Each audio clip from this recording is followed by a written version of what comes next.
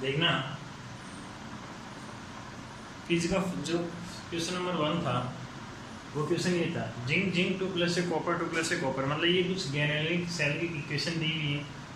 Yes, galvanic cell electrochemical cell करवाया था मैंने, विद्युत रासायनिक सेल। यस, तो वहाँ पे गिवन है ए बी सी। इसमें ये जो तीनों रिएक्शंस हैं इनके लिए E1 E2 E3 इनका सेल पोटेंशियल दिया हुआ है, सेल विभव दिया हुआ है।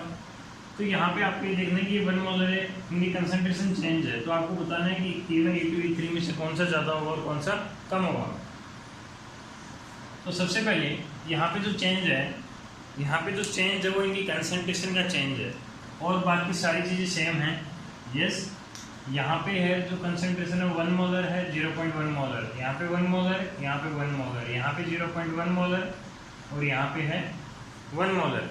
ठीक है, तो अब यहाँ पे आपको ई सेल का फॉर्मूला देखना है कि ई सेल होता क्या है। ई सेल इक्वल टू आपने देखा था ई नॉट सेल माइनस के 0.059 अपॉन n log 10 के इक्विलिब्रियम। यस, मतलब इसके ऊपर डिपेंड करने वाला है अब ये, क्योंकि कंसंट्रेशन है तो के इक्विलिब्रियम ही चेंज होगा। ठीक है, तो जो फर्स्ट वाला जो सेल है उसकी मैं इक्वेशन लिखता हूँ एक बार, तो इक्वेशन क्या लिखोगे इससे, ये ऐसे कैसे आ जाएगा, फिर ये वाला सॉल्यूशन आ जाएगा कॉपर 2 प्लस, फिर क्या आ जाएगा जिंक 2 प्लस से प्लस में कॉपर। अरे यस, ये इक्वेशन थी। इसके लिए के इक्विलिब्रियम लिखोगे तुम, क्या लिखोगे, प्रोडक्ट की कंसंट्रेशन अपॉन रिएक्टेंट की कंसंट्रेशन, बाकी सब सॉलिड है तो कंसंट्रेशन 1 है वो मान, zinc 2 plus upon copper 2 plus, यहाँ पे ये आएगा E cell equals to E not cell minus की 0.059 अपॉन n log 10 के इक्विलिब्रियम क्या है, जिंक 2 प्लस अपॉन में कॉपर 2 प्लस।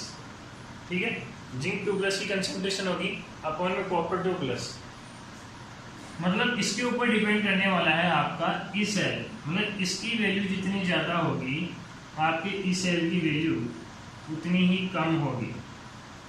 क्यों? क्योंकि इसकी वैल्यू ज़्यादा होगी तो इस ई नॉट सेल में से माइनस उतना ही ज़्यादा होगा, और माइनस ज़्यादा होगा तो इस सेल की टोटल नेट वैल्यू क्या हो जाएगी, कम हो जाएगी। यह आपको पता होना चाहिए। ठीक है, तो यहाँ पे इसका रेशियो देखना है।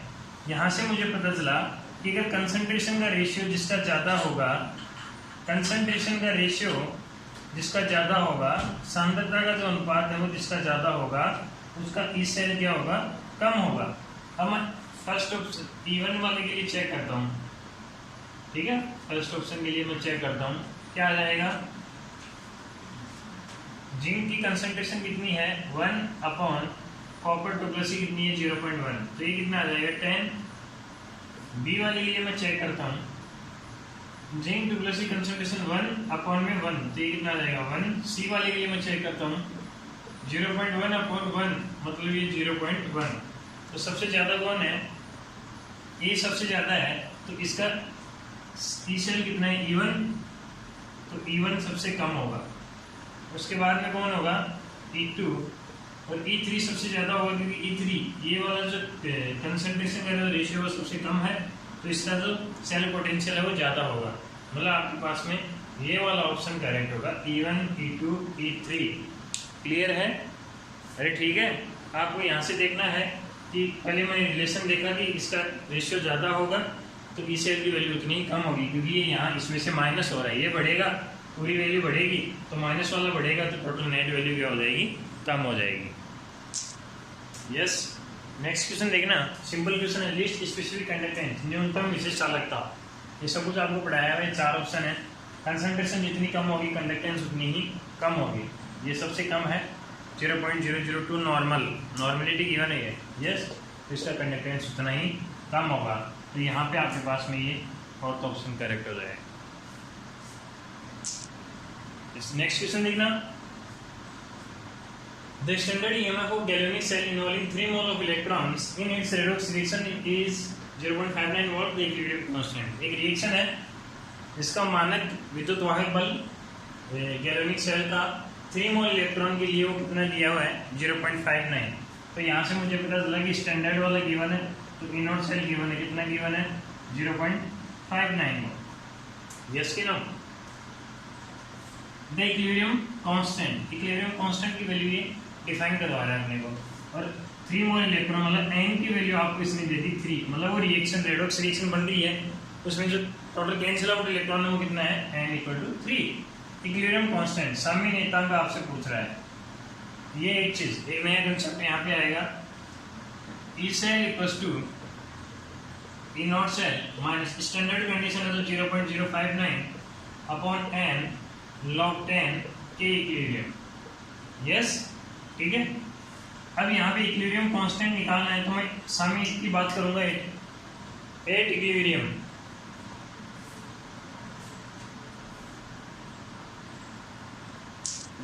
तो यहाँ पे देखना इक्विलिब्रियम के ऊपर ध्यान से, एक शानदार कंसेप्ट बता रहा हूँ। इक्विलिब्रियम के ऊपर आपको पता है ये डेल्टा G इक्वल क्या होता है, माइनस NF E सेल होता है, G इक्वल टू, यस ये रिलेशन मैंने बताया था जब मैंने आपको नैन शेड इक्वेशन करवाई थी। यस, अगर चेंजेबल चाहते हो तुम लोग कि कितना चेंज हुआ तो तुम इसको डेल E लिखोगे, ये चेंज हो गया तो इक्विलिब्रियम के ऊपर डेल्टा G क्या होता है, हमेशा 0 होता है एट इक्विलिब्रियम। अगर डेल्टा G 0 करोगे आप तो यहाँ पे E सेल भी 0 होगा। कहने का मतलब ये है कि आपको E सेल 0 रखना है। अगर कहीं भी इक्विलिब्रियम की बात आ जाए, कहीं भी साम्य की बात आ जाए तो E सेल आपको 0 रखना है, क्योंकि वहाँ पे अगर इक्विलिब्रियम कांस्टेंट डिफाइन करवा रहा है वो देगा नहीं आपको, इक्विलिब्रियम कांस्टेंट डिफाइन करवा रहा है, अगला साम्य नियतांक निकलवा रहा है तो साम्य नियतांक कहाँ निकलेगा, इक्विलिब्रियम कांस्टेंट कहाँ निकलेगा, जहाँ पे इक्विलिब्रियम होगा और इक्विलिब्रियम पे E सेल 0 होगा, तो यहाँ पे इस कंडीशन में E सेल को आपको 0 रखना है। क्लियर? तो E सेल आपका 0 हो जाएगा, ठीक है। तो यहाँ पे अब देखो, अब देखना यहाँ पे ये 0 हो गया तो E नॉट सेल माइनस के 0.059 अपॉन n log 10 के इक्विलिब्रियम। यस, तो ये माइनस वाला प्लस में हो जाएगा तो E not cell equal to 0.059 upon n log 10 के इक्विलिब्रियम। E नॉट सेल कितना है 0.59 इक्वल टू ये है 0.059 अपॉन n कितना है 3 log 10 के इक्विलिब्रियम। ये आपको डिफाइन करना है। देखना यहाँ पे पॉइंट हटाओगे तो नीचे 2 0 आएगा, यहाँ से पॉइंट हटाओगे तो नीचे 3 0 आएगा, बाकी ऊपर 59 और ऊपर 59 कैंसिल हो जाएगा, नीचे 2 0 आएगा और इधर 3 0 आएगा, ठीक है। तो यहाँ पे क्या बचेगा 1 इक्वल टू ये 3 था, ये कैंसिल हो गया, इधर 2 0 इधर 3 0, तो 2 0 से 3 0 कैंसिल होंगे तो यहाँ पे 1 0 और बच जाएगा log 10 के इक्विलिब्रियम, ठीक है। तो यस, तो यहाँ पे देखना log 10 के इक्विलिब्रियम कितना आ जाएगा, इधर 30 से मल्टीप्लाई हो जाएगा, 30 आ जाएगा। एंटी लॉग लेना है तो मैंने बोला था कि यहाँ ये आ जाएगा और ये पावर में चला जाएगा, तो 10 की पावर 30, ये वाला आपका आंसर होगा। तो डी ऑप्शन करेक्ट हो जाएगा। यस, डी ऑप्शन करेक्ट है। बहुत सी शानदार क्वेश्चन है। यहाँ से एक चीज पता चली कि भाई इक्विलिब्रियम की बात कर रहा है, अगला इक्विलिब्रियम कांस्टेंट डिफाइन करवा रहा है मेरे से, सामने नियतांक निकलवा रहा है, तो उस कंडीशन में ई सेल 0 होगा, क्योंकि वहां पे गिब्स फ्री एनर्जी के अंदर जो चेंज होता है वो 0 होता है, डेल्टा जी 0 होगा, तो delta G equal to minus NF E cell होता है, तो वो 0 होगा, तो ये भी 0 हो जाएगा। क्लियर? नेक्स्ट क्वेश्चन पे चलते हैं। नेक्स्ट क्वेश्चन देखना, थ्योरेटिकल क्वेश्चन है। An increasing equivalent conductance of a strong electrolyte which dilution is mainly due to, अगर कोई पर्पल वैल्यू तबकटे है, स्ट्रॉन्ग इलेक्ट्रोलाइट है, अगर आप उसको डाइल्यूशन करते हो, मतलब उसमें पानी मिलाते हो, तो उसकी इक्विवेलेंट कंडक्टिविटी, उसकी तुल्यांकी चालकता बढ़ने का कारण क्या है? मैंने आपको ये बोला था कि जो इक्विवेलेंट कंडक्टिविटी बढ़ती है वो आयन से बढ़ती है, नंबर ऑफ आयन से बढ़ती है। बट यहाँ पे आपको एक चीज पे ध्यान देना है कि ये जो बात कर रहा है ये स्ट्रॉन्ग इलेक्ट्रोलाइट के लिए बात कर रहा है, ये पर्पल वैद्युत अपघट्य के लिए बात कर रहा है, ये पर्पल वैद्युत अपघट्य के लिए बात कर रहा है। और आपने ये देखा था कि डाइल्यूशन का ज्यादा इफेक्ट नहीं हो रहा था पर्पल वैद्युत अपघट्य पे, डाइल्यूशन का इफेक्ट हो रहा था ओनली वीक इलेक्ट्रोलाइट पे, दुर्बल वैद्युत अपघट्य के, जिसके लिए अपने कोलराउस लॉ पढ़ा था। यस, तो यहाँ पे फर्स्ट ऑप्शन है कि ऐसा क्यों हो रहा है, किसकी वजह से हो रहा है? तो first option increase in both number of ions and ionic mobility of ions, आयनों की संख्या बढ़ रही है और उसके साथ में आयनिक मोबिलिटी, ये वर्ड नया आया है। मोबिलिटी का मतलब क्या होता है मैं आपको बताता हूँ। यस, मैंने आपको ये बताया था कि सॉल्यूशन के अंदर कोई भी कंटेनर है और H+ और OH- है उस सॉल्यूशन के अंदर, तो H+ और OH- के अंदर एक प्रॉपर्टी होती है कि ये सॉल्यूशन के अंदर जंप करते हैं। यस, ये सॉल्यूशन के अंदर जंप करके एक जगह से दूसरी जगह पे जाते हैं, जिस वजह से अगर कोई भी सॉल्यूशन उसमें H+ और OH- है तो उसकी जो इक्विवेलेंट कंडक्टिविटी होती है वो बहुत ज्यादा होती है। क्यों? क्योंकि बाकी आयन तो सॉल्यूशन के अंदर फ्लो करके जाते हैं और ये क्या करते हैं, जंप करके एक जगह से दूसरी जगह पे ट्रांसफर होते हैं और इसी प्रॉपर्टी को मोबिलिटी ऑफ आयंस बोलते हैं। ठीक है, तो यहाँ पे नंबर ऑफ आयन है वो इंक्रीज नहीं होगा, क्योंकि आपको पता है कि स्ट्रॉन्ग इलेक्ट्रोलाइट है वो पहले 100% ब्रेक है, तो डाइल्यूट करोगे तो और ज्यादा ब्रेक नहीं होगा, तो आयन तो बढ़ने वाले नहीं है। तो नंबर ऑफ आयन जहां जहां आ रहा है उसको कट कर दो। यहाँ पे भी नंबर ऑफ आयन आ रहा है, यहाँ पे भी नंबर ऑफ आयन आ रहा है। 100% ionization of electrolyte at normal dilution. Yes, ये ऑप्शन सही है कि अगर आप डाइल्यूशन नहीं करते हो या नॉर्मल डाइल्यूशन होता है तनुता पे, तो वो 100% आयनाइज होता है। ये बात सही है, बट इसका रीजन ये नहीं है। यस, तो ये ऑप्शन भी क्या हो गया, गलत हो गया। सी ऑप्शन आपका करेक्ट हो जाएगा, increase in ionic mobility of ions. Yes, आयनों की मोबिलिटी बढ़ेगी। यस, तो ये कंडक्टिविटी बढ़ती है क्योंकि वो जंप करते हैं और जंप करके जाएंगे तो इक्विवेलेंट कंडक्टिविटी बढ़ जाएगी। ये इसका रीजन है। बहुत ही शानदार क्वेश्चन है, क्लियर है। यस, ये नीट में AIPMD एग्जाम में पूछा हुआ है 2010 में, जो आजकल नीट होने लग गया है ये। यस, नेक्स्ट क्वेश्चन देखना, अच्छा क्वेश्चन है ये भी। For the reduction of silver ions with copper metal the standard cell potential was found to be plus में 0.46 volt at 25 degree Celsius. The value of standard Gibbs energy. Standard Gibbs energy आपको चाहिए, मानक Gibbs ऊर्जा आपको चाहिए। Yes, तो पहले इस क्वेश्चन के बारे में थोड़ा सा और देख लेते हैं कि क्या है इसमें। For the reduction of silver ion with copper metal, देखना कॉपर मेटल है वो इलेक्ट्रोड का काम कर रहा है। अब आपको पता है कॉपर इलेक्ट्रोड का काम कर रहा है, तो वहां पे सिल्वर आयन है, तो कॉपर के नीचे आता है सिल्वर, तो सिल्वर का क्या बनेगा, कैथोड। कैथोड में कौन होता है, रिडक्शन। इसका मतलब यहाँ पे रिएक्शन ये बन जाएगी कि जो रिडक्शन होगा तो ये +1 से 0 में चला जाएगा। अरे यस की नो, अरे बोलो हाँ की ना। यस, +1 से 0 में चला जाएगा, रिडक्शन हो गया। तो यहाँ पे ये जो सेल है इसका स्टैंडर्ड वाला जो पोटेंशियल दिया हुआ है वो आपको गिवन है प्लस का 0.46 volt at 25 degree Celsius. Yes, तो आपको यहाँ पे डेल्टा जी नोट निकालना है। सिंपल है, delta G not equal to क्या होता है, -NF ई नोट सेल। अरे हाँ की ना, ये निकालना है आपको। माइनस n कितना है, यहाँ पे एक इलेक्ट्रॉन ट्रांसफर है, तो 1 × F कितना है 96,500 इंटू ई नोट सेल कितना है आपका 0.46। यस, 0.46। तो यहाँ पे इसका मल्टीप्लाई कितना आएगा वो देखो आप, -96,500 इंटू 46। ये पॉइंट हटाओगे तो नीचे 100 आएगा। यस, तो 100 से 100 कैंसिल हो जाएगा, तो माइनस इसको मल्टीप्लाई करो 965 को 46 से। यस, इसको तो मल्टीप्लाई करोगे तो यहाँ पे कितना आ जाएगा, 965 मल्टीप्लाई 46, तो ये आ जाएगा आपके पास में -44390।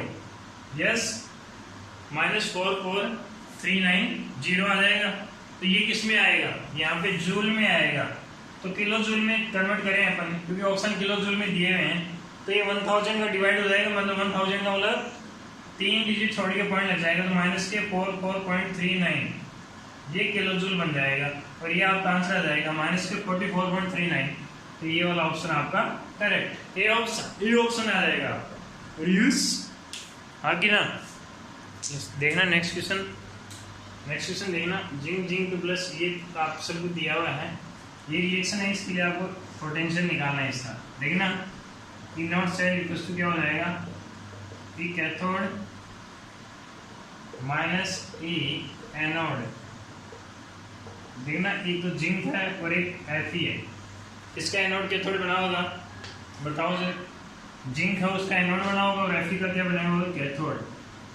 तो रिडक्शन पोटेंशियल रखेंगे Fe2+ से Fe माइनस एनोड जिंक 2+ से जिंक, Fe+2 से Fe ये है एफ ई से एफ ई +2, ये प्लस का 41 है तो माइनस का 41 रखेंगे अपन, क्योंकि +2 से एफ ई चाहिए मुझे, और इसमें दिया हुआ एफ ई से +2, ठीक, माइनस यहाँ पे जिंक से जिंक 2 प्लस दिया हुआ, मुझे जिंक 2 प्लस से जिंक चाहिए, तो यहाँ पे भी क्या आ जाएगा माइनस, यस, तो माइनस के 0.41 माइनस माइनस प्लस 0.76, कितना आ जाएगा भाई 5 और 3 0.35 वोल्ट प्लस का, yes, B option is correct, clear, yes. एक क्वेश्चन था क्विज के अंदर कि जो KNO3 है पोटेशियम नाइट्रेट, मैंने बोला था कि इसका यूज है वो सोल्ट ब्रीज के तौर पे करते हैं अपन, यस, लवण सेतु के रूप में इसका यूज करते हैं,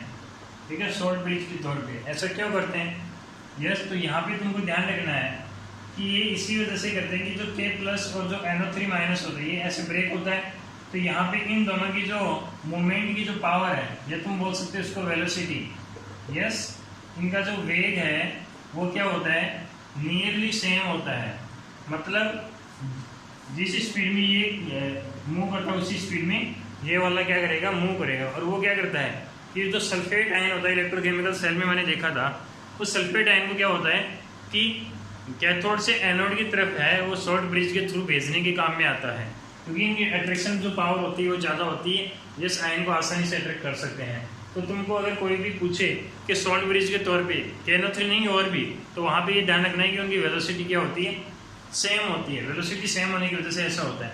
एक दो क्वेश्चन मैंने छोड़ दिए, वो बहुत ही इजी क्वेश्चन थे, वो उनको आप है वो कर सकते हो आराम से, ठीक है।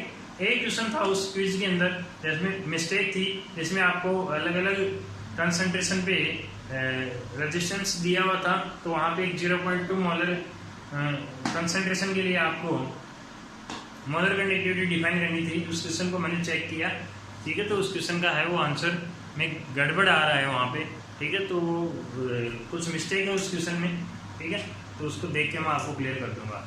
बाकी आज है वो कुछ नई चीज़ है आपके सामने, ठीक है, तो बहुत सारी चीज़ें अपनी क्लियर होती हैं इन क्वेश्चनों से, जो अपने शायद नोट्स में अपन है छोड़ चुके हैं उनको, ठीक है, या जो बोर्ड वाले स्टूडेंट हैं उनकी कुछ थोड़ा सा एक्सटर्नल चीज़ें ऐड हो चुकी हैं यहाँ पे, और ये जो क्वेश्चन है वो कुछ कंपटीशन एग्जाम में पूछे हुए हैं, तो जिससे आपको कॉन्फिडेंस क्या होता है, बढ़ जाता है, ठीक है, तो बहुत यूजफुल है, तुम अटेम्प्ट किया करो क्विज को आराम से, ठीक है, ओके, थैंक यू।